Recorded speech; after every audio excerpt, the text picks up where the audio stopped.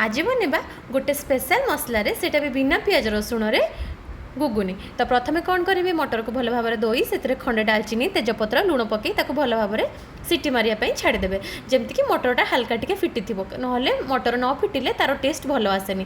गोटे कंचा आलू को पिल करके भल भाव में धोईदेवे कारण आम आलू चाहिए सीझे पारि था कंचा आलू को थोड़े माने कषिकी मसला बनातु मटर तरकारी देखिए बहुत टेस्ट लगे। मसला नहीं मु गोटे इंच अदा कंचा लंका जीरा धनिया पत्र टमाटो ताको टिके हल्का पानी देकी बढ़िया से फाइन पेस्ट बनईदेली। आ स्पेशल मसला नवा गोटा जीरा गोटा धनिया तेजपत्र सुखिला लंका आमर गोलमरीच एंड गुजराती गोटे ताकू टिके ड्राई रोस्ट हल्का करदे आ कुटुणा साहाଯ୍य दरदर करके कुटिदेवे बस मसला आमर एबे रेडी हो गला। एबे कौन करवा कड़े रिफाइन तेल पकड़ा बिना पियाज रसुण हम तो जीरा पकईकी कंचा आलू को टिके भाजवा देखिए तार बास्ना बहुत बढ़िया आसो।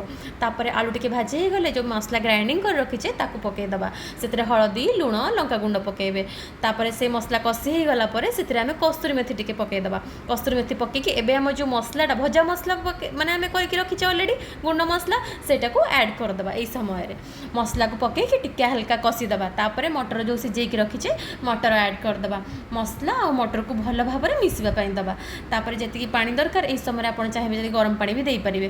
तो मोर तो ठीक थिला पानी मु भल भाव में फुटवा देली बास ऊपर एबे कौन कली से मसला को जो भजा मसला आम रखीचे गुंड करके ऊपर पकईदेली आई धनिया पत्र आम पटे तो ये धनिया पत्र को कलिकती धनिया पत्र कहते आपण पटे कौन कहते निहाती कमेंट करेंगे।